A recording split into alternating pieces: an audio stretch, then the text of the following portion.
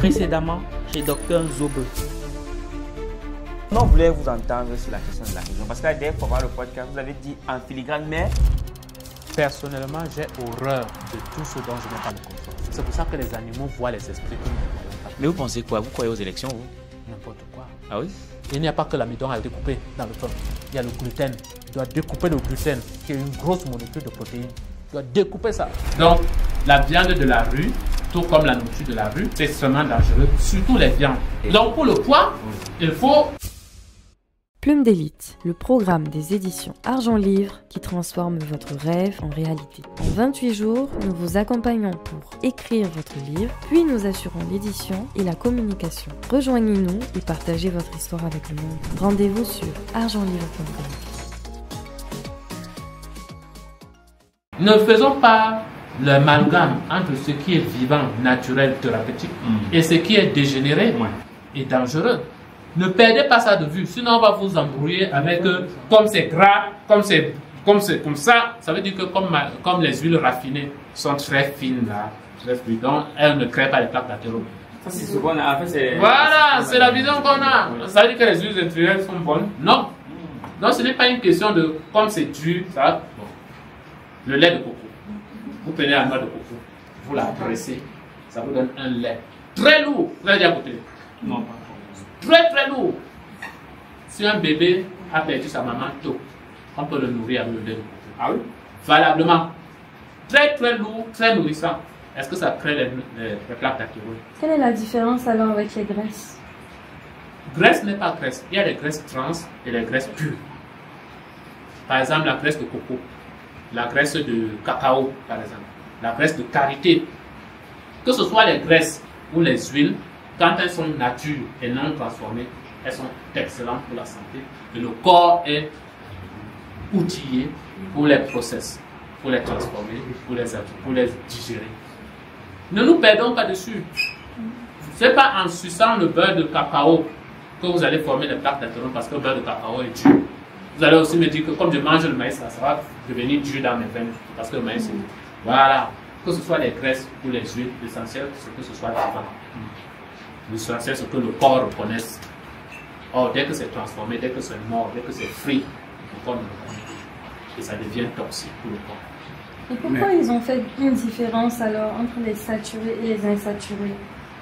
Pour vous expliquer, ils ont fait la différence pour vous expliquer que quand on pervertit déjà une molécule normale, elle devient toxique. Voilà la différence entre saturé et insaturé. Les graisses deviennent toxiques lorsqu'on les transforme, lorsqu'on les chauffe à haute température. Et se forment dedans des liaisons, double liaison, triple liaison, qui empêchent le tube digestif de les casser. D'accord. Donc ça sature les molécules, les atomes de carbone. Or, les atomes de carbone ne doivent pas être saturés parce qu'ils doivent être détoxinants. Pour détoxiner, il faut pouvoir chélater. Le carbone doit pouvoir chélater les molécules impropres pour faire la détox. Parce que l'aliment n'a pas seulement un rôle de nourrissant, il a aussi un rôle de détox. L'aliment est aussi capté par des transporteurs. Et pour qu'il soit capté par les transporteurs, il faut qu'il ait des sites de réception. Mais s'il est saturé, il n'a pas de site de réception. Et aussi, j'entends souvent, il y a aussi une question qui revenait pour perdre du poids. Et aujourd'hui, on entend beaucoup parler des thé-minceurs. Est-ce que vous croyez en vertu des thé-minceurs? Bien sûr, il y a des thé-minceurs qui marchent. Mais c'est marketing. C'est un mot marketing. La meilleure chose, c'est de manger vivant. Vous mangez vivant, vous n'avez pas besoin de thé-minceurs. Mettez la majorité de votre alimentation dans le vivant. Okay. Non transformé, vous allez perdre du poids. Si vous n'avez pas le poids et que c'est pathologique, vous allez en prendre. L'alimentation qui fait perdre le poids est la même qui fait gagner le poids si tu en manges. Parce que le rôle de l'alimentation vitalisante est de réharmoniser les fonctions du corps. Ce n'est pas de te faire perdre ou de te faire gagner. Le rôle du moringa et de tout ce que je vous ai montré là, ce n'est pas de booster la libido, c'est de faire bien fonctionner tes organes. Pour que lorsque tu as besoin de libido, que ça t'en donne, lorsque tu n'as pas besoin, que ça t'aille. Or, les boostants et les Viagra et tout ça ne comprennent pas ça. Ça booste seulement. Et parfois ça booste, ça ne retombe pas. Vous voyez quelqu'un qui est en érection toute la nuit, jusqu'au matin il est en érection, même toute la journée il est en érection. Il ne part pas au travail parce que son pantalon sera tendu. C'est le problème des Viagra. Il y a des femmes aussi qui prennent le Viagra et qui sont excitées tout le temps. Et ça, c'est le travers des molécules transformées. Or, le rôle de l'alimentation et des bons compléments alimentaires, c'est de rééquilibrer, que ta libido soit équilibrée, que ça tombe quand l'excitation est partie et ça revient quand l'excitation se présente. C'est ça. Pareil pour le poids. L'alimentation a pour rôle de te faire perdre le poids si tu es en excès et de te faire gagner si tu es en défaut. Mais, effectivement, il y a des éminceurs.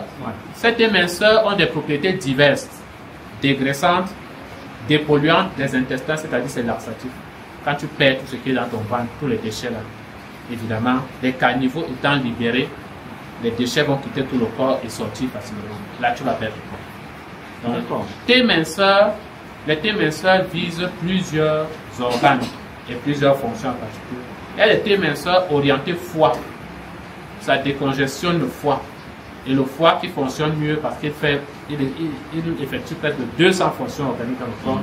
S'il fonctionne mieux, tu vas digérer mieux, tu vas aller mieux à la selle, tu vas faire ceci. Et donc, tu vas perdre le poids. Il y a des T-minceurs dirigés colon qui te vident tous les intestins. Ah oui. Tu perds près de 5 kilos, paf. Pendant 2 jours même, tu es toujours là tout faire. Tu ne vas pas perdre de poids. Tu vas perdre tout le coquille, tous les beignets, toutes les viandes, les cadavres là, aux toilettes. Même parfois les parasites, les longues ténias, aux toilettes.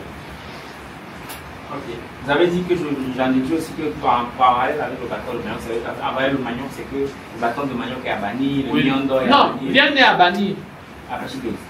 Non. Ça veut dire que le bâton de manioc n'est pas bon. Le manioc n'est pas bon. Le miondo n'est pas bon. Le tapioca n'est pas bon. C'est à toi de voir si tu veux bannir ou pas. C'est à toi de voir si tu veux diminuer ou pas. La cigarette n'est pas bonne. Voilà ça en route. C'est à toi de voir si tu veux fumer ou pas. Les brochettes, 50-50, c'est en route. Fait de cadavres d'animaux, fait de cadavres humains, c'est en route. À toi de voir si tu veux en manger ou pas. Parlons du shawarma, qui était un repas que je vois être très prisé. Des fois, ici, quand on veut impressionner une fille, on lui offre du shawarma. C'est bon ou c'est pas bon? Le problème, c'est que tu ne connais pas la viande qu'on a faite. Et c'est un cadavre d'animal d'abord. Tu ne connais même pas. Regardez bien les shawarma là, vous verrez que les viandes là sont parfois noires. C'est vrai. Est-ce que la viande est noire? Est-ce que les tripes sont noires, à part la serviette du bœuf? Ce sont des viandes pourries. Et ils assemblent comme ça plusieurs viandes de diverses espèces animales et parfois de diverses parties de l'animal. C'est extrêmement dangereux. Moi, je ne sais pas. Et vous voyez même la façon dont on le fait. La viande est déjà un peu comme bruyante. Ils font ça, ils mettent des épices et puis se mettent à... Et quand c'est déjà cuit là, c'est appétissant. Hein? Ils mettent bien les condiments et tout ça. Vous ne pouvez pas manger la viande sans mettre les condiments. Ce n'est pas avec les condiments que la viande sera bonne. Donc le shawarma, comme les brochettes et autres là, c'est fait même. Regardez même les gens qui font ça. Quelle est leur formation? Quel est leur âge? Quand tu vois quelqu'un qui est jeune, il ne va pas se soucier que ouais, si c'était mon enfant que j'empoisonne comme ça. Quand les gens sont même adultes, on peut se dire qu'ils peuvent avoir un élan de cœur et de dire que non, je ne peux pas empoisonner les gens parce que moi j'ai déjà les enfants. Je ne voudrais pas que mon enfant ailleurs soit empoisonné. Mais les jeunes, tu vois aujourd'hui des jeunes qui servent la nourriture aux gens dans la rue. Parfois même des jeunes que le soir tu les vois errer comme des nangaboko, les enfants de la rue, venir servir les brochettes aux gens en route. C'est une catastrophe. Ailleurs, on ne donne pas l'autorisation à tout le monde de vendre la nourriture. Il te faut un certificat. Il faut que les gens te connaissent, que les autorités te connaissent et qu'on puisse te retracer après s'il y a un problème. Si quelqu'un sert la viande aujourd'hui, là en route aux gens, et qu'on constate qu'il y a une épidémie ou bien un problème parasitaire ici, les gens ont le lendemain, quoi. Comment on va savoir qui était là? Personne ne sait. On ne peut pas le retracer. C'est très dangereux. Donc, la viande de la rue, tout comme la nourriture de la rue, c'est extrêmement dangereux, surtout les viandes. Parce que dès qu'une viande commence à putréfier, c'est-à-dire dès que vous tuez un animal, le processus de putréfaction commence. Tout à fait. Qu'il soit au congélateur, à 0 degré, le processus de putréfaction commence. Et cette putréfaction génère des produits extrêmement dangereux. Et il y a des bactéries, des virus, des archées et des champignons qui prolifèrent sur la viande même congelée. Ouais. Nous devons faire très attention, manger les choses les plus vivantes possibles. C'est quand quelque chose est mort que ça commence à putréfier. Voilà. Ok. Donc pour le poids, il faut les minceurs, c'est pas mal, c'est bien. Mais nous avons chez nous Qu'est-ce que vous avez à nous proposer? les gélules de citron dynamisé. J'ai lu le citron dynamisé. Nous avons le citron dynamisé aussi liquide.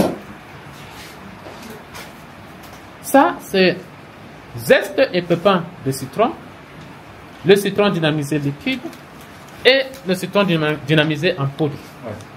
Évidemment, il y a des gens qui ont le mal gastrique pour lesquels le citron directement sur l'estomac, c'est pas bon. Donc, ils prendront les gélules. Il y a des gens qui peuvent tolérer le citron, ils prendront la poudre ou ils prendront le liquide. Vous voyez? Extrêmement, moi j'appelle ça la mitraillette des graisses. Si vous voulez faire fondre les graisses rapidement, allez-y dessus. Si vous êtes quelqu'un qui boit des alcools, quelqu'un qui a un problème de foie, par exemple, le citron est très détoxinant pour le foie. Le foie adore le citron. Prenez-en dans votre tisane une infusette, prenez-en une cuillère à soupe matin et soir, prenez-en 2 gélules matin et soir pour aider votre corps à gérer les graisses. Voilà. Et puis évidemment, la bonne base, comme toujours, c'est la tisane des rois. Parce que la tisane des rois, elle aussi contient des zestes et pépins de citron. Donc, dans votre tasse de tisane des rois, vous ajoutez une infusette de citron dynamisé ou une cuillère à soupe de citron en liquide. Et c'est super. Et pour ceux qui veulent prendre du muscle, de la masse, ceux qui ont déjà des sportifs, ils veulent prendre du muscle. Est-ce que vous avez quelque chose qui pourrait les aider à prendre du muscle? Il y a un gros mensonge. Il y a un gros mensonge sur notre terre qui fait croire que pour avoir du muscle, il faut prendre des protéines. Ce n'est pas vrai. Pour avoir du muscle, il faut faire du sport et ne pas manger après le sport. Pardon? Pour avoir du muscle, il faut faire du sport et ne pas manger après le sport. C'est-à-dire, si vous exercez ce muscle-ci, vous avez entraîné les fibres musculaires, vous les entraînez, elles deviennent fortes. Maintenant, pour qu'elles grossissent après, il ne faut pas manger. Parce que si vous mangez, ça distrait l'intelligence du corps et ça dirige l'énergie vers la digestion. Au lieu de diriger vers le là, oui. Donc, c'est une. Ou alors, même si vous mangez, vous ne devez pas manger quelque chose de très bon. C'est pour ça que les vrais gens qui font la muscu limitent leurs portions alimentaires et partent sur des nutriments très digères, très accessibles et mangent très peu. Or, aujourd'hui, on mange très peu. Ils mangent très peu et le très peu qu'ils mangent là est très nutritif. Par exemple, prenez un jus de moringa, un jus de carotte, bien agrémenté à d'autres choses. Prenez des plantes très nourrissantes, des spiruline par exemple. Vous prenez les légumes lacto-fermentés, les jus de légumes, carottes, céleri, persil, et tout ça. Vous prenez ça, c'est très nutritif. Et ça permet de donner de bons acides aminés qui vont faire la fabrication de bonnes fibres musculaires humaines. Vous voyez? Donc, si vous voulez prendre du muscle, faites de l'exercice. Musclez le corps. Et les muscles vont se mettre au pas. Il n'y a pas question de prendre quelque chose de miracle. Il y en a. C'est la première fois que j'entends ça. Je ferai aussi ma recherche par rapport à ça. D'accord. Il y a quoi d'autre qui m'interpelle ici? Si vous avez des problèmes d'hypertension, vous avez parlé du diabète, pas d'hypertension. Pour l'hypertension, nous recommandons la tisane des rois et l'alcool d'ail, ainsi que les gélules de corosol. Gélules de corosol. Voilà. Tout le monde connaît les propriétés anti-cancer du corosol. Oui. Tout le monde connaît les propriétés anti-cancer du corosol. Prenez-moi les gélules de corosol là, ça dépend de votre tension. Si votre tension est supérieure, si vous êtes un homme, et que vous avez une tension artérielle autour de 16 ou 17, c'est pas bon. Prenez-moi les gélules là 3 fois par jour. Mais si votre tension en tant qu'homme est autour de 15, 16, prenez 2 fois par jour. Bon, en fonction de cas j'adapte. Vous voyez? Et puis vous me prenez l'alcool d'ail, 30 gouttes 2 fois par jour, 2 à 3 fois par jour. Quand un goutte d'endémie fait et vous prenez avec la tisane de l'eau. Vraiment, ça vous nettoie le système circulatoire, nettoie les veines, les capillaires, les artères, tout ça. Nettoie ça bien, fluidifie le sang. La tension baisse. Si elle était en hausse, elle baisse. Si elle était basse, elle se stabilise. Parce qu'il est question de stabiliser la tension à la bonne valeur, pas de baisser la tension. Comment faire? En nettoyant le système circulatoire total. Il y a aussi une boisson qu'on boit beaucoup. Le foléré. Est-ce que c'est bon pour la santé? Excellent pour la santé. Excellent. Mais la façon de boire le foléré est importante. La façon de le préparer. Il ne faut pas mettre le foléré dans le vide, mettre l'eau, poser au feu, faire bouillir. Le bissap pour les gens de l'Afrique de l'Ouest. Voilà. Ou l'hibiscus rouge. Voilà. Il n'est pas question de cuire le cuit par le foléré. Ah, c'est une fleur. On doit la faire infuser. Sur le plan botanique, cher médecin, sur les plantes, on utilise les racines, les écorces, les feuilles et les fleurs. D'accord? Selon qu'on utilise les racines, les écorces, les feuilles ou les fleurs, il y a la température de cuisson qui est importante. Tout à fait. Les fleurs sont très fragiles. Il ne faut pas les faire bouillir. Il faut d'abord bouillir l'eau à part, mettre les fleurs dedans et laisser infuser. Les feuilles, on élève un peu la température. Pour les feuilles, il y a des feuilles qu'on peut faire cuire au feu, faire bouillir même pendant 10 minutes. Mais il y a des feuilles pour lesquelles il faut faire bouillir l'eau, faire comme toujours les fleurs. On fait bouillir l'eau, on met les feuilles et puis on éteint le feu. Les écorces et les racines, il faut faire cuire, parfois pendant plusieurs heures. Vous voyez? C'est pour ça que les fleurs d'hibiscus, il ne faut pas les faire bouillir. Il faut faire bouillir l'eau, mettre les fleurs d'hibiscus dedans, fermer la marmite, éteindre le feu. On laisse infuser bien et on boit. Excellent pour l'anémie. Les gens qui sont anémiens. Alors, c'est juste qu'on le prenait mal. On le prenait mal. Et en plus, on ne parle pas à la cause de l'anémie. Donc, quand vous prenez ça, ça vous remonte rapidement. Mais si après une semaine, un mois, ça redescend, ça veut dire qu'il faut traiter la fièvre. Vous voyez. Donc, les fleurs pour l'anémie, on a les gélules de bissap. Nous les avons.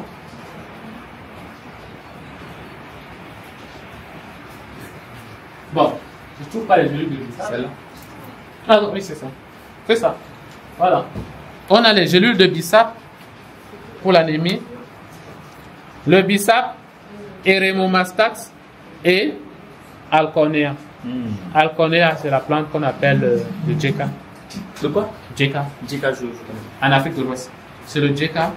Eremomastax, c'est la plante, la feuille aux deux côtés. Un côté est pourpre et l'autre est vert. Et le bissap, c'est les feuilles. Voilà le trio pour remonter la numération sanguine. Vous voyez?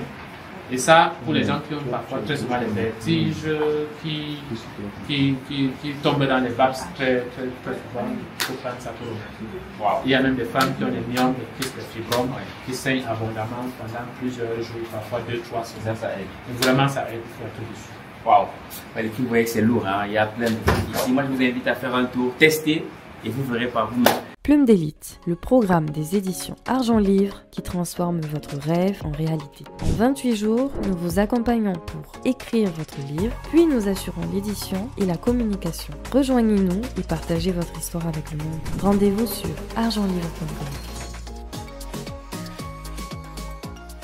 Comment manger dans des protéines végétales? Plus les protéines végétales, c'était l'association de plusieurs légumineuses qui augmentent le taux d'absorption des acides aminés dans les... Tu ne peux pas expliquer ça à la grand-mère.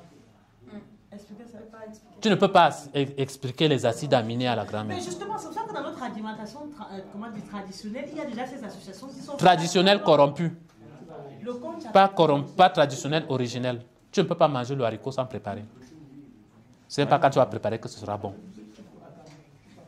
Donc, du coup, comment on mange les protéines végétales? Est-ce que nous avons besoin de protéines? Dans le corps? Oui. On a besoin de protéines. Question. Oui. Nous avons fait la synthèse des protéines. La synthèse des protéines n'a pas lieu hors du corps. Elle a lieu in vivo. à travers des monomères qu'on appelle les acides aminés. Voilà. Donc, nous n'avons pas besoin de protéines. Mais justement, où est-ce qu'on trouve donc les acides aminés? C'est à l'extérieur pour faire la synthèse, non? Dans l'orange, on a les acides aminés. Dans la mangue, on a les acides aminés. Dans la carotte, on a les acides aminés. Et la particularité de ces éléments vivants-là, c'est qu'il n'y a pas les protéines dedans. Il y a les acides aminés. Et c'est pourquoi nous avons besoin de les manger pour que les acides aminés-là soient les molécules de base avec lesquelles l'intelligence cellulaire va fabriquer les protéines adaptées à l'humain. Quand tu manges la protéine de bœuf, là, ton corps, c'est la chair de bœuf. Le corps sera obligé de prendre la protéine de bœuf, là, concasser ça pour prendre les acides aminés dedans, pour pouvoir resynthétiser ses propres molécules. Si tu manges la chèvre, tu ne vas pas faire la chair de chèvre. Tu vas prendre les protéines de chèvre que ton corps va concasser pour sortir les acides aminés, pour fabriquer lui-même ses propres protéines. Double travail. La chèvre a pris les acides aminés où pour faire ses protéines? Des herbes tellement... Prends les herbes de la chèvre. Va à l'origine de l'énergie. On n'a pas besoin de consommer des protéines en plus. Waouh. Donc, on se dénutrit en consommant les protéines parce que le corps va concasser ça pour sortir les monomères dont il a besoin pour la synthèse de ces molécules. Wow. Mais c'est pas dans le mythe où on dit donc glucides, lipides, protéines... Oui, Ou on dit justement que pour avoir du glucide, il faut manger des protéines animales. Voilà. Ouais. C'est donc comment alors... Là, moi, je suis perdu. C'est l'éducation dégénérée et corrompue qu'il faut remettre en question. Pour nous, on avait fait une formation en institut médical, on parlait justement des protéines végétales et on disait justement que dans plusieurs cultures, l'association de plusieurs légumineuses augmentait le taux d'acides aminés digérables par le corps et c'est ça qui constituait les protéines végétales, comme par exemple le maïs avec le haricot, comme par exemple les pois chiches avec les Pourquoi ils disent ça? Pourquoi ils disent ça? Parce que dans certains végétaux, il y a des enzymes protéodégradantes, les protéases. D'accord? Si le haricot contient beaucoup de protéines et qui contient moins de protéases, on va l'associer à une autre plante qui contiendra les protéases pour découper les protéines afin que tu absorbes plus facilement. Expliquez encore bien. L'hydrolyse des molécules complexes se fait par les enzymes qu'on appelle les lipases pour les lipides, les protéases, etc., etc. Donc, quand vous mangez une plante ou une espèce animale ou végétale riche en protéines, vous devez consommer à côté des espèces qui vont venir avec plus d'enzymes. C'est pour ça qu'au nord, on mange la viande braisée avec beaucoup d'oignons. Parce que l'oignon contient beaucoup plus d'enzymes que de molécules complexes. Ça vient apporter le stock d'enzymes pour découper les protéines animales là pour que le corps en tire des acides aminés. Si vous ne comprenez pas ça, vous allez croire que vous avez besoin de manger les protéines. C'est faux. Vous avez besoin de manger les acides aminés et laisser l'intelligence du corps synthétiser les protéines humaines adaptées à vous. Quand vous mangez la viande de chèvre, ce sont des protéines de chèvre. Vous n'allez pas ingérer et métaboliser les protéines de chèvre. Vous devez découper ça pour sortir les acides aminés.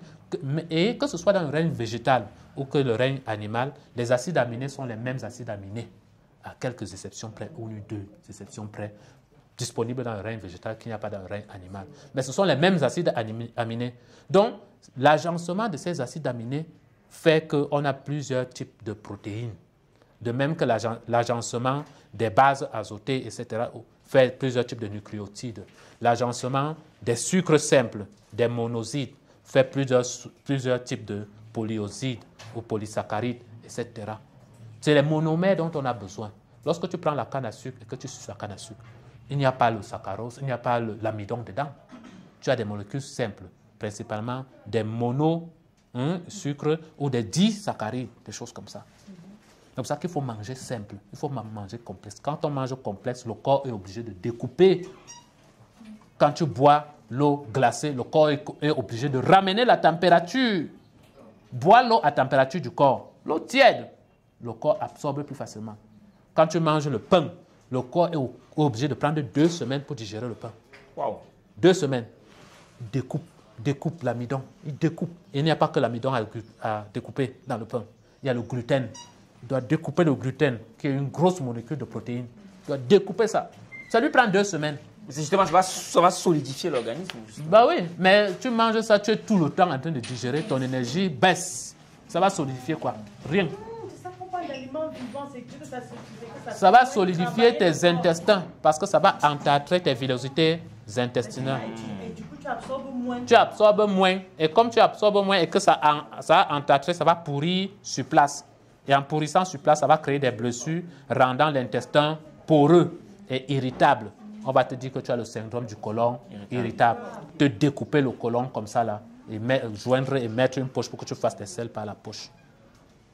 Alors qu'il suffisait de cesser d'empoisonner le côlon et de laisser tout le tapis du côlon, parce que de l'intestin grêle jusqu'au côlon, ce n'est pas lisse. On a les villosités intestinales. Ces villosités intestinales-là, si on les déballe et qu'on les étale comme ça, tout un terrain de football, ça peut couvrir tout un terrain de football. D'accord. Je comprends donc pourquoi est-ce que, par exemple, il y a un gros gens conseillait, dans le cadre d'un changement d'alimentation, de faire d'abord un nettoyage du côlon. Tout à fait. Ou de faire même les purges. Voilà. Et demander des purges qui sont différentes des lavements. Hein? La purge, c'est que tu prends quelque chose par la bouche, ça purge de l'estomac jusqu'au rectum. Le lavement, c'est que tu mets quelque chose au rectum, ça lave jusqu'à l'entrée du rectum qui est le cœcum. Donc quand tu entres, l'eau secoue là-bas dedans, comme si tu secoues l'eau dans une bouteille, et puis tu fais pouf, ça ressort. Tu fais plusieurs séances comme ça jusqu'à ce que l'eau qui sort devienne propre. Et tu te sers de quoi pour faire ça? De quelque chose qu'on appelle un bloc à lavement.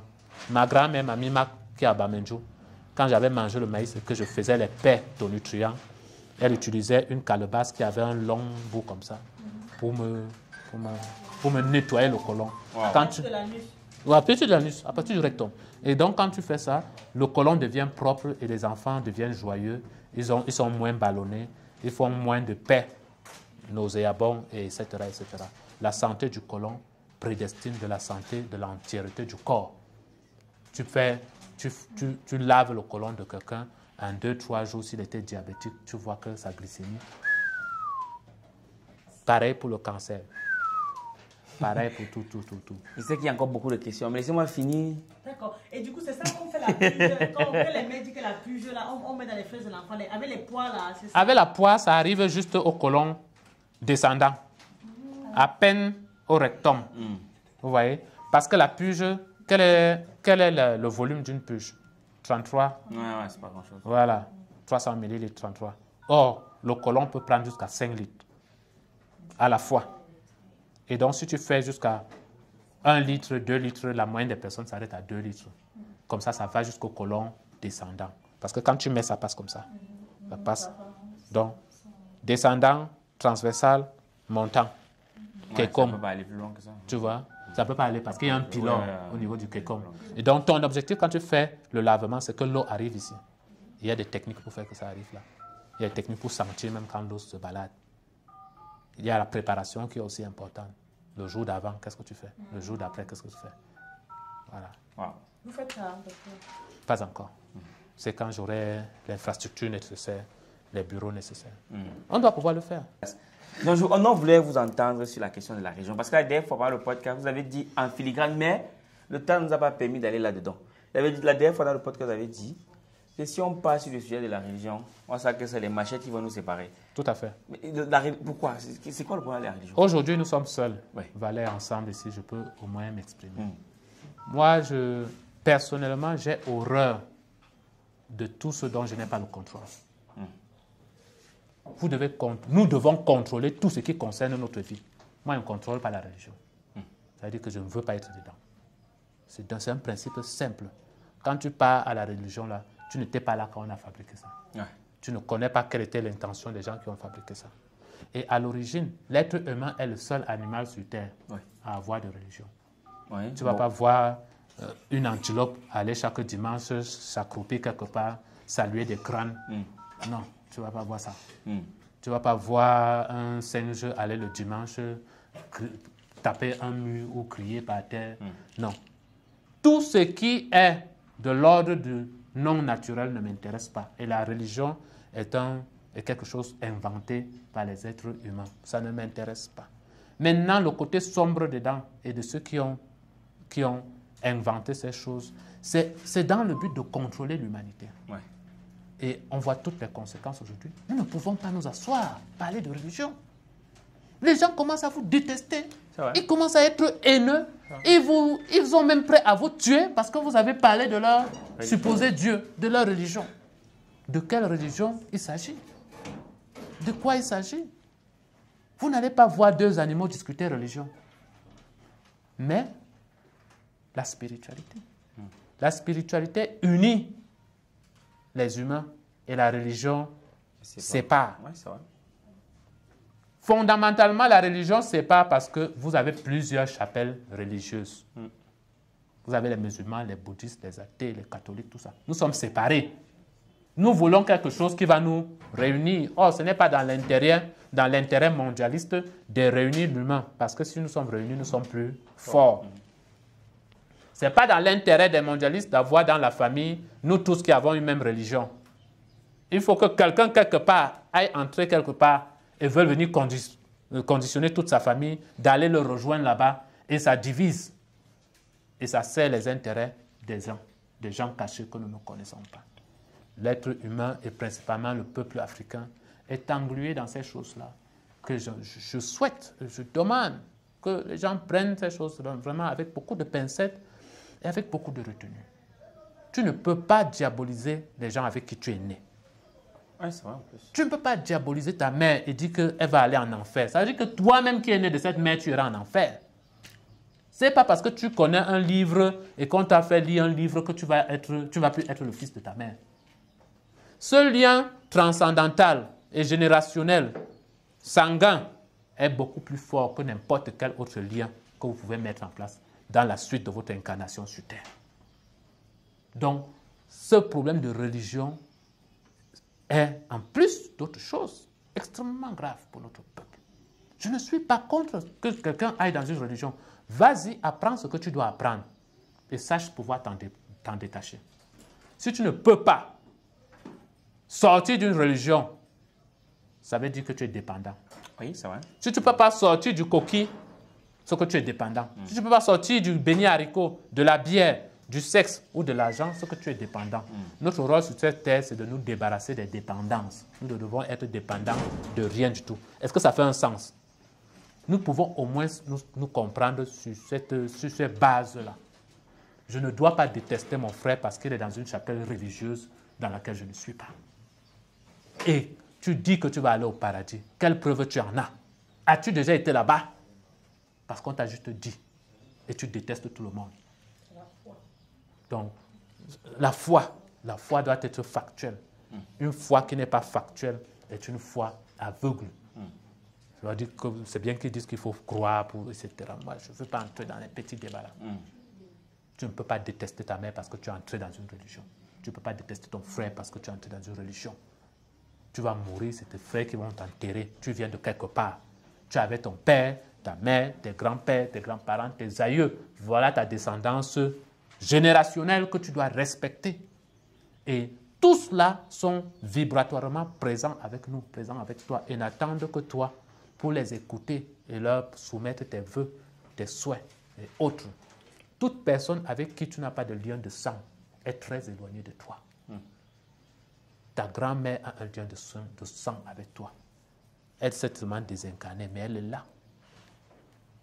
Ça veut dire que vous êtes pour les ancêtres, alors, pour ceux qui louent les crânes? Je ne suis pas pour ceux qui louent les crânes. Le crâne, c'est de la matière. Je suis pour croire en mes ancêtres. Croire en mes ancêtres ne veut pas dire caresser leur crâne et y verser de l'huile. Ça, c'est matériel.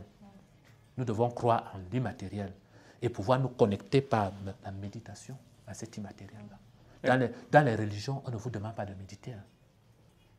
On ne vous demande pas de méditer. Or, tu peux méditer et être en contact avec les esprits sur ces lieux-ci.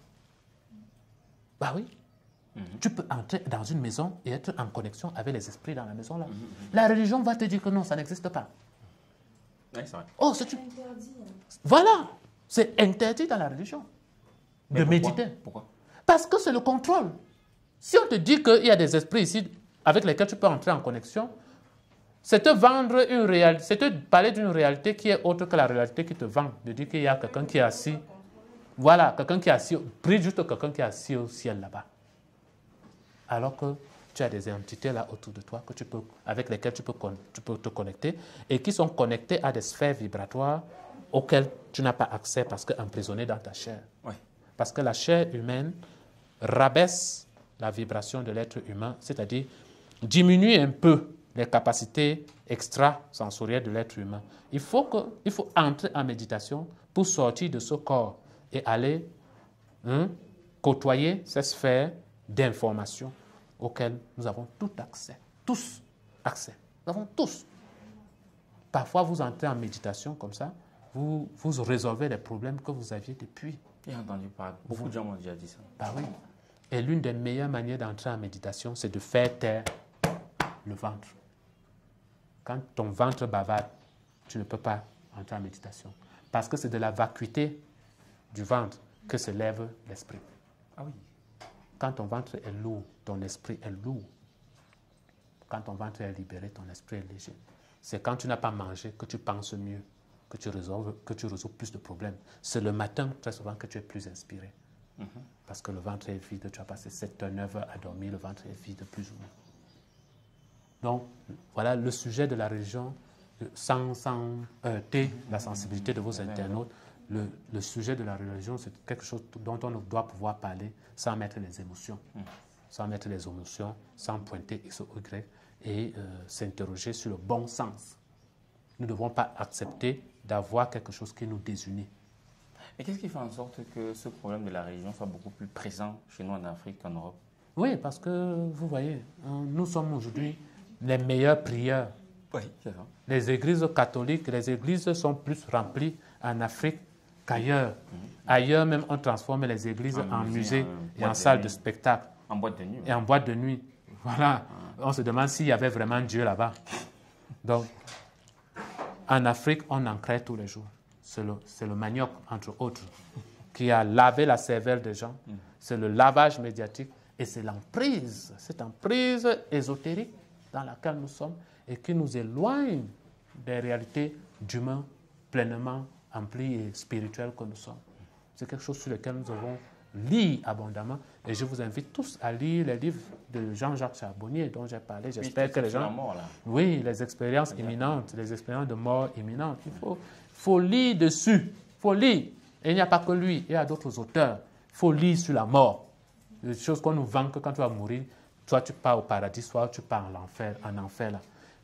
Quand vous entrez en méditation, ça devient une fausseté immédiate pour vous. Ah oui? Oui. Ouais, qu'est-ce qui se passe? Parce que quand vous entrez en méditation, vous voyez votre corps. Oui. Vous vous élevez et vous voyez votre corps assis. Ouais. Et vous avez la vue à 360 degrés. Ouais. Et pour vous, la mort n'existe pas, n'existe plus. Parce que vous sentez que vous devenez omniscient, omnipotent. S'il vous plaît, si les gens sont religieux, qui ne suivent pas ça. Parce que ce serait pour eux du satanisme. Oh, c'est la réalité, tout le monde peut faire ça. Quand vous dormez, vous vous réveillez le matin, vous sentez comment votre corps revient petit à petit. Oui, c'est vrai. La mort est comme un petit coma. Et parfois, il y a des gens qui... Le sommeil, vous voulez dire. Excusez-moi, Ouais. le sommeil est comme un petit coma. Et il y a des gens qui voient des choses pendant qu'ils dorment et qui se réalisent après. Oui, c'est vrai. C'est une preuve que nous avons en nous des esprits, un esprit qui est multidimensionnel. Et quand on aborde le monde des esprits, le temps n'existe plus. C'est vrai. Le passé, le futur et le présent sont dans l'instant présent. Tu peux avoir accès à ton passé. Si tu veux, tu peux savoir qui tu étais. Parce qu'il y a des gens aujourd'hui qui ont des maladies qui ont commencé dans leur précédente incarnation. Et ils ne comprennent pas ça aujourd'hui. Des agissements, des comportements et tout, qui viennent des incarnations précédentes. Et ça continue aujourd'hui. Tant qu'ils ne comprennent pas ça, ils seront condamnés à revivre les mêmes travers jusqu'à ce qu'ils puissent se sauver. Il y a des gens on parle du karma, des gens qui ont fait de mauvaises choses dans leur précédente incarnation et qui viennent dans cette incarnation payer le prix pour. Mais tu as pitié d'eux. Non, ils payent son prix. Tu vois quelqu'un dans la rue, il est pieds nus, on le fouette et tout ça. Il paye le prix de ce qu'il a fait peut-être avant. Ce n'est pas pour dire qu'il ne faut pas céder entre... Non, mais il ne faut pas avoir de la pitié. La pitié, c'est une émotion. Il faut avoir le bon sens, il faut avoir de l'humanité. Vous voyez? Donc, tous ces faits sur le plan spirituel sont les nôtres. Que ce soit le culte des crânes, la religion catholique, la religion protestante, la religion ceci. Tout cela sont des religions. Mais donc, vous avez parlé du fait que la méditation est ce qui devrait être fait et que on refuse qu'on le fasse. Par contre, il y a un courant de pensée qui dit qu'on ne devrait pas, à moins d'avoir certaines informations et d'être accompagné par des personnes qui connaissent les rouages de la méditation, on ne devrait pas personnellement se lancer dans ça parce que tu peux sortir de ton corps et ne plus revenir. Et que ce qui serait plus recommandé, c'est d'être disposé à ce que les esprits qui sont déjà sortis de leur corps puissent venir peut-être te passer une information au lieu que toi, tu sortes de ton corps pour aller chercher l'information. Qu'est-ce que vous en pensez? Les mêmes gens vont demain vous dire qu'il ne faut pas dormir, sinon tu peux sortir de ton corps, aller faire un rêve pour voir qu'il y avait quelque chose. Sauf que ça, c'est inconscient. Tu dors, tu ne sais pas si tu es sorti de ton corps. C'est même pire quand c'est inconscient. Dans la méditation, c'est conscient. Justement, mais... Là, on revient à la question. Ça veut dire qu'il faut être accompagné pour pouvoir connaître comment... Est-ce que tu es accompagné quand tu dors? Est-ce qu'il faut être accompagné pour dormir? Il y a plusieurs types de méditation aussi. Et puis les gens sectarisent et pervertissent ça pour se faire du bénéfice. Parce que quand on dit qu'il faut te faire accompagner, c'est gratuit. Non. Nous sommes des êtres indépendants, libres et souverains. Ça veut dire que n'importe qui peut se lancer n'importe dans la qui. méditation. Les meilleurs méditeurs, c'est qui? Les moines. Les moines? Les bébés. Ah bon? Oui. Parce qu'ils sont coupés de la matière. Les bébés et les enfants. C'est pour ça que les enfants... C'est vrai qu'on parle souvent de l'enfant qui dort la nuit, les yeux qui bougent, Oui. il sourit, on dit qu'il est en train de sourire avec les C'est autres. pour ça que les enfants n'aiment pas manger. Un enfant peut jouer toute la journée, c'est toi qui le forces à manger. Parce qu'il peut se passer de manger. Et c'est un rêveur. Un enfant, si tu lui dis saute là, saute à 10 mètres, ça va rien faire. Il va sauter. Il y croit les yeux fermés. Parce qu'il n'est pas attaché par la matière. Son esprit n'est pas encore corrompu. Et donc, il peut entrer en méditation rapidement. C'est pour ça que les enfants voient les esprits que nous ne voyons pas. C'est la deuxième fois que j'entends ça, chez deux personnes différentes. C'est pour ça que les animaux voient les esprits que nous ne voyons pas. C'est pour ça que ce n'est pas bon de vivre sans animaux. Et même dans certaines cultures, lorsque tu es un enfant et que tu vas aller quelque part, ou alors quand tu reçois le voix bébé, il y a des trucs qu'ont l'enfant parce qu'on dit qu'eux, ils vont voir tous les esprits des personnes qui vont venir et que ces esprits vont les déranger pendant la Perversion. On doit laisser... Les enfants voir. Est-ce que le singe ouin son bébé avec quelque chose? L'humain est le seul à faire ça. On devrait parce qu'ils pas disent faire ça. que ces esprits peuvent venir déranger l'enfant la nuit. N'importe quoi. N'importe quoi. N'importe quoi. Ça veut dire qu'on doit laisser comme ça. Comme ça. Et laisser les capacités de l'humain se développer. Et comprendre. En faisant ça, on annihile les capacités de l'humain. Et on éteint ça s'ils peuvent. Et parce que faire quelque chose sans ta volonté, c'est annulé quand tu demandes que ce soit nul. Si quelqu'un t'a fait du mal sur le plan spirituel, tu l'annules si tu ne l'as pas demandé. En parlant juste ou bien il y a quelque chose de particulier qu'il faut Tu peux parler, tu peux méditer. Si tu parles sans avoir la foi, tu parles mais tu as peur. Je dis que tu ne me fasses pas ça. Hein? Mais dedans, tu sais que tu as peur. Ça va se réaliser comment? Il faut que tu sois sûr d'abord. Il faut que tu saches qui tu es. Et il faut que tu sois dans un état psychologique, un état physique, physiologique. Le ventre, apte. Il faut aussi que ton corps soit nettoyé, que tu n'aies pas le cube dans ton corps, que tu n'aies pas le vaccin dans ton corps, que tu n'aies pas les molécules de graphène dans ton corps, etc., etc. Ça veut dire que tout cela affecte aussi notre esprit, c'est ça? Bien sûr. J'ai des gens qui ont des molécules de graphène dans leur corps. Le graphène, ce sont les molécules proches du charbon, des carbones, qui, lorsqu'elles se combinent, ça fait comme des puces électroniques. C'est pour ça qu'on peut te scanner, ça fait pip si tu as reçu l'injection de la bête. Donc ces molécules-là ont la capacité de se recombiner dans le corps. Et donc, si tu as ça dans ton corps, ça te coupe spirituellement. Okay. Donc, si ton corps est propre, ton antenne cosmique peut facilement capter les informations et les recevoir de façon efficace. Ça, la religion ne te dit pas ça. Parfois, tu peux penser à quelque chose, une semaine après, ça se réalise. Quand ton corps est bien aiguillé. C'est pour ça qu'on dit dans l'entrepreneuriat qu'il faut rêver grand, tout ça, parce que tu construis ta réalité. Mais plus, la manifestation. Mais plus ton antenne cosmique est nettoyée, plus facile tu manifestes ça. Et c'est une question hautement spirituelle. On va dire ça à la religion, on va te dire non, il faut qu'on médite, il faut que le prophétise sur toi. Bah, ça, n'importe quoi. Mais j'ai tendance à vous rejoindre quand vous parlez de ça, parce que je me suis rendu compte que j'ai des amis autour de moi qui prient beaucoup, mais c'est ceux qui ont encore le plus peur. Ah ouais? C'est ce que j'ai remarqué. Parce que, oui, et ça fonctionne comme ça. Ouais. La peur domine le monde. On te dit, va à l'école pour ne pas être chômeur demain. Va à l'école, sinon tu ne pourras rien faire de ta vie. Pourtant, ceux qui partent à l'école sont ceux qui ne font le moins de choses, oui, parce qu'ils sont matrixés. Parce qu'ils sont matrixés. Vrai, oui. On te dit, va à l'hôpital, sinon tu vas mourir. Pourtant, ceux qui partent même debout rentrent couchés. Bon, ça se discute. Ça se discute. On te dit, va à la religion. Prie Dieu.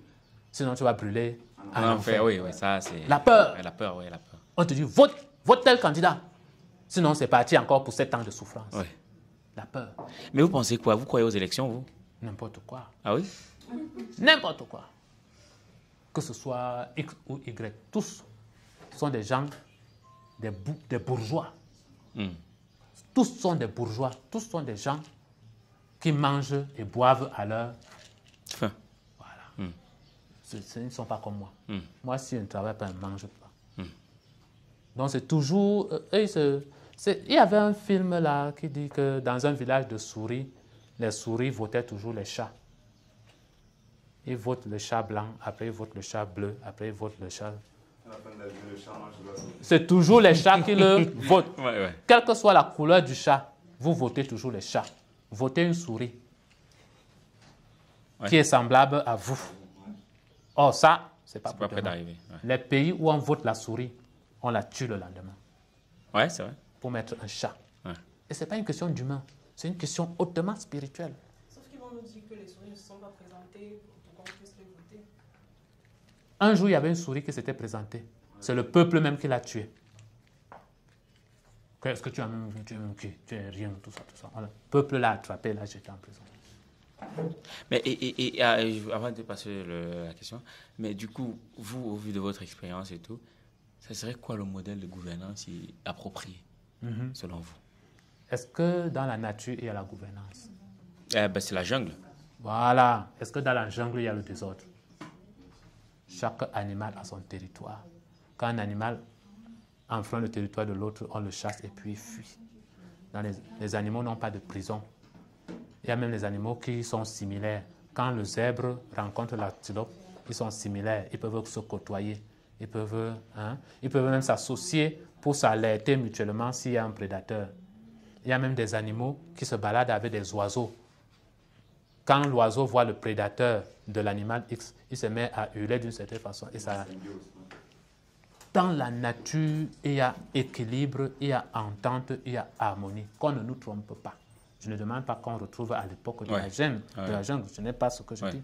Je dis que même si on doit faire un modèle social, voilà, il faut que ça mime les rythmes de la vie. Il faut que si on fasse une politique, que ça mime les rythmes de la vie. À l'exemple de ce que l'écrivain Étienne Chouard de France propose. C'était un ex-ami de Dieudonné Mbalambala. Il parle de ça. Thierry Casasnovas a travaillé avec Étienne Chouard pour mettre ce modèle, pour essayer de penser à ce modèle de vie qui fait qu'on peut prendre Karel là et lui dire tu seras la présidente. Wow. Parce que tout compte fait, autour de toi, il y aura des ministres et on prendra une décision collégiale. Tout ne sera pas concentré sur toi. Et tu seras président juste un mois. Le mois prochain, on change. On va prendre la grand-mère. On met là. Tout le monde est en accord que dans certains pays d'Afrique aujourd'hui, même si on met une grand-mère, elle dirigerait mieux.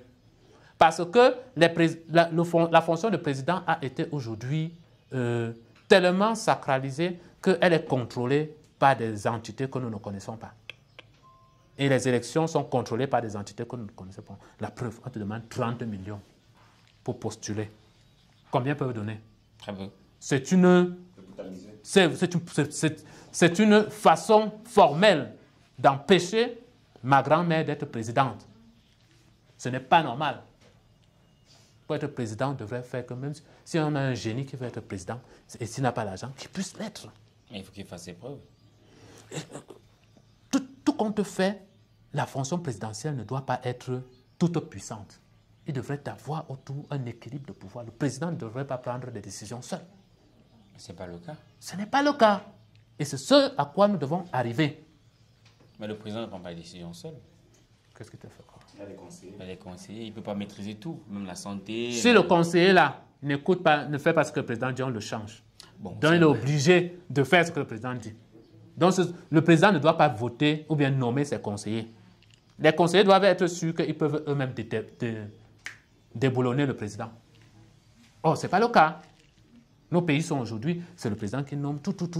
Il nomme les ministres, qui nomme les ministres. C'est nous qui devons nommer, élire les ministres, élire les députés, élire le président, élire les conseillers du président. C'est nous qui devons le faire.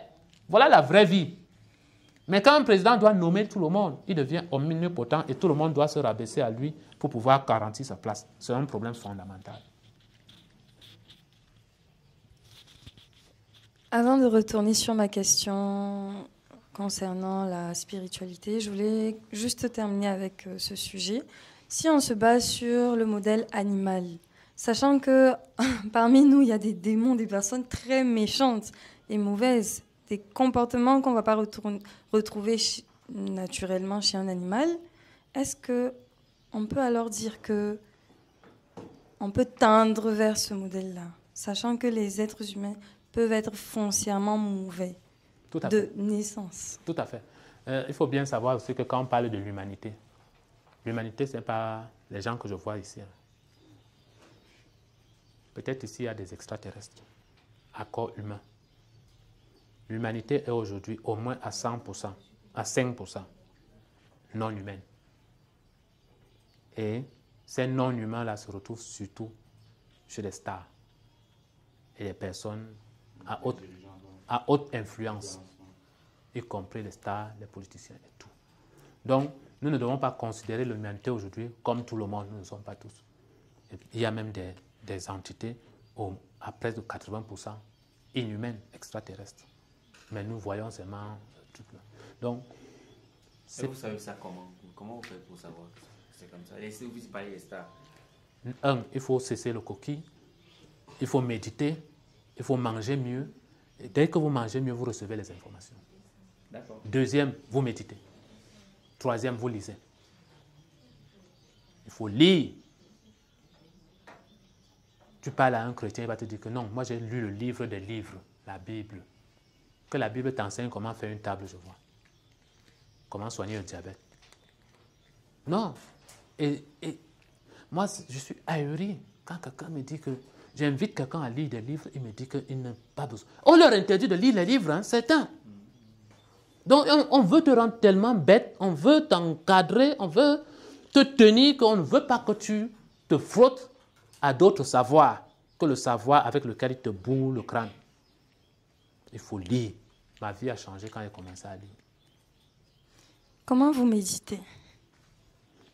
Je ne préfère pas entrer dedans. Il y a des livres sur la méditation. Justement, moi, j'ai lu un des livres sur la méditation et j'ai regretté. La première fois que j'ai médité, je suis sorti de mon corps pendant presque 5 minutes. Pendant 5 minutes.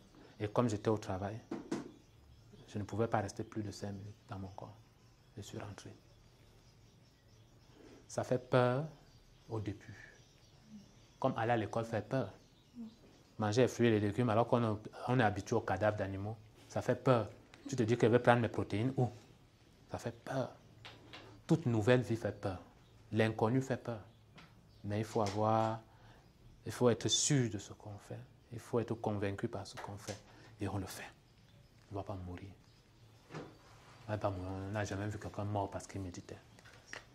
On n'a jamais vu quelqu'un mort parce qu'il a fallu 1-2 jours sans manger. Jamais. Et on peut entrer en contact avec des esprits qui sont malveillants. Vous saurez quand un esprit est malveillant. Vous saurez sa vibration. Vous saurez. Là-bas, ça ne se trompe pas. Et qui poursuit, qui reste, qui s'accroche. Non, c'est faux. C'est comme un bandit dans la rue, non?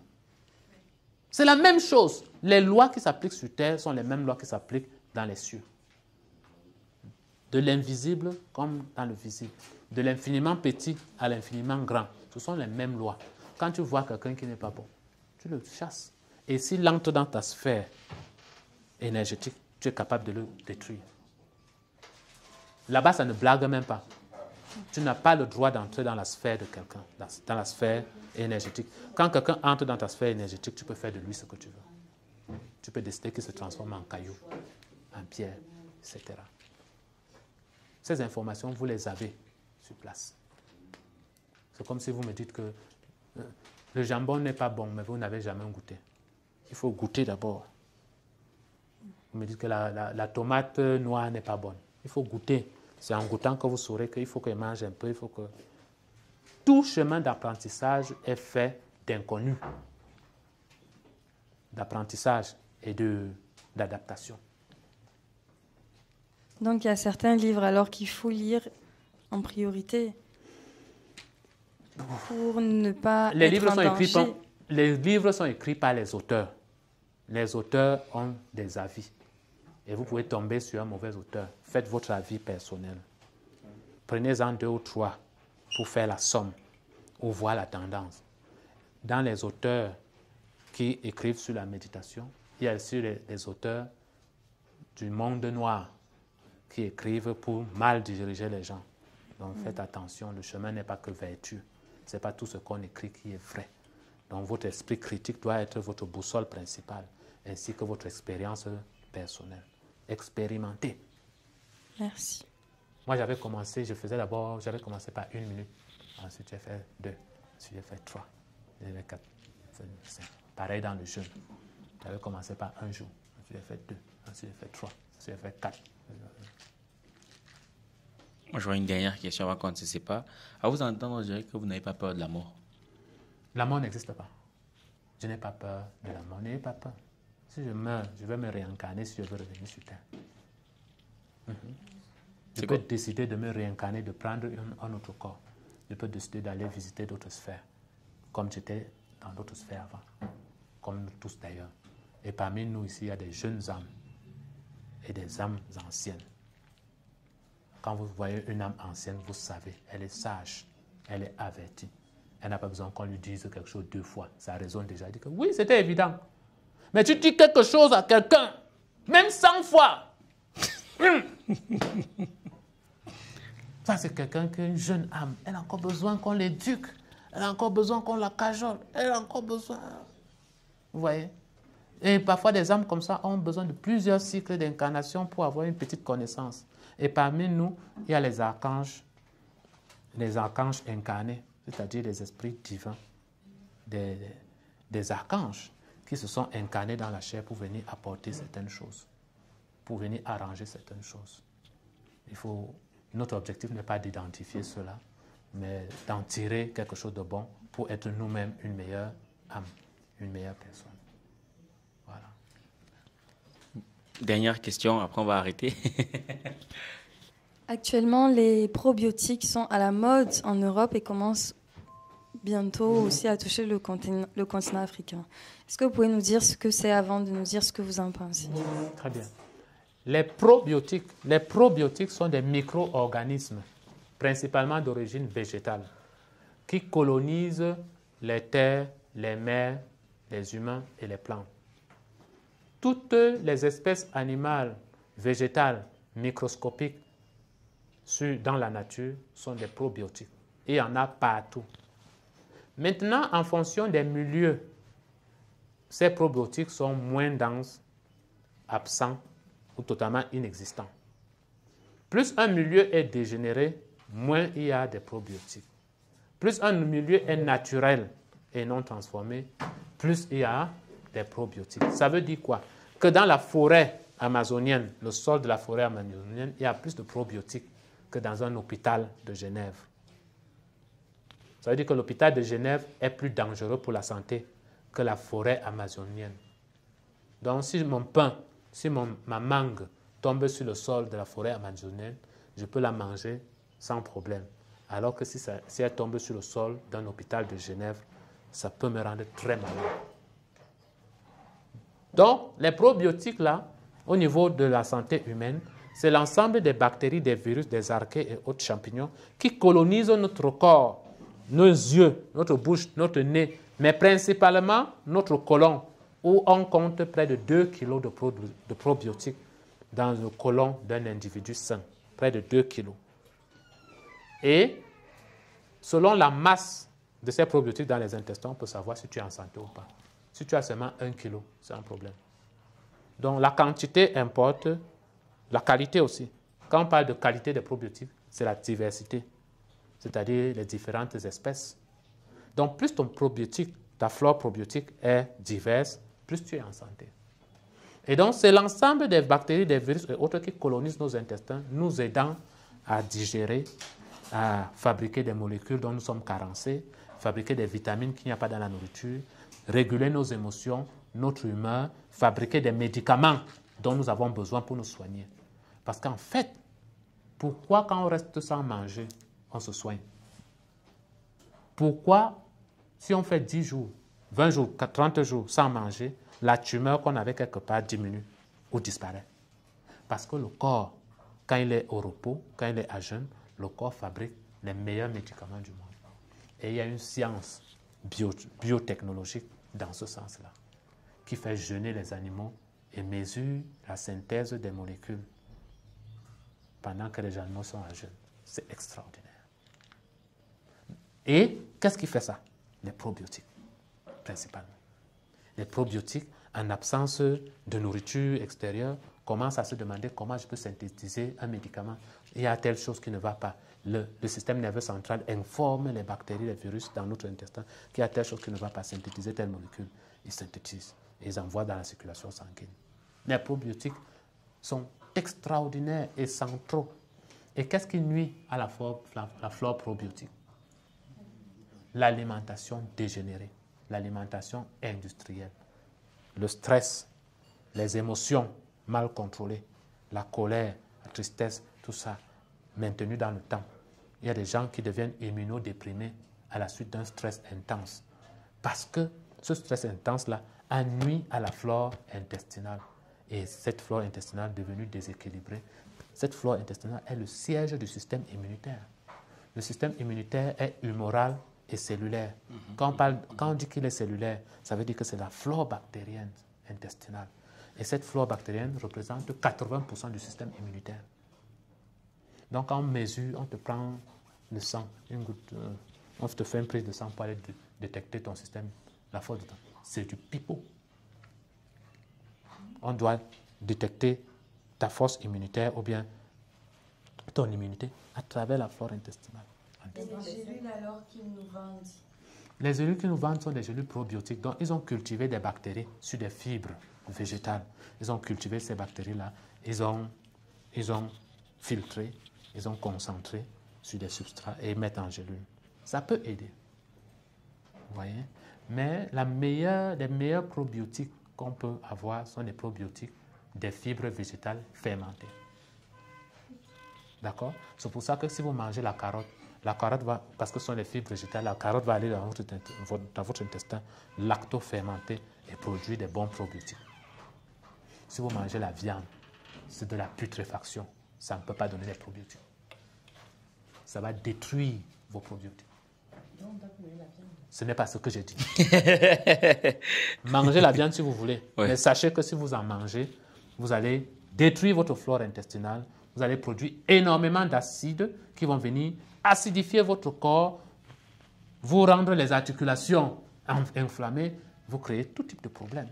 Je vous rappelle que parce que la viande ne se digère pas bien, on a détecté ou bien sorti de l'intestin des humains des morceaux de viande qui étaient là depuis 25 ans. 25 ans. Et en 25 ans, ça pourrit, ça crée tout type de problème là encore.